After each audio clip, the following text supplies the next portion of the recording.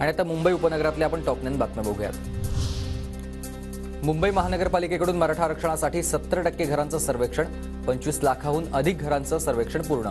आज 1,80,000 घरांचं सर्वेक्षण करण्याचं आव्हान। मुंबई महानगरपालिकेचा 2 फेब्रुवारीला अर्थसंकल्प, आयुक्त इक्बाल सिंग चहल हे सलग चौथ्यांदा अर्थसंकल्प सादर करणार। मुंबईच्या बीकेसीमध्ये लवकरच ईडीचं कार्यालय सुरू होणार।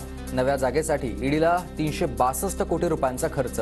एमएमआरडीएच्या अखत्यारीतील अर्धा भूखंड आता मिळणार आहे। मुंबईत गेटवे ऑफ इंडियावर आज गीत रामायण कार्यक्रमाला ललित प्रभाकर, मृण्मयी देशपांडेसह 300 कलाकार गीत रामायण सादर करणार।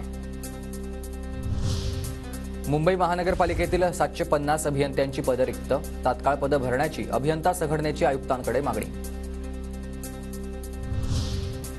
लोकसभा निवडणुकांच्या पार्श्वभूमीवर मुंबई पोलीस दलातील अधिकाऱ्यांची बढती, कायदा आणि सुव्यवस्थेच्या दृष्टिकोनातून वेगवेगळ्या पोलीस ठाण्यात बदल्या।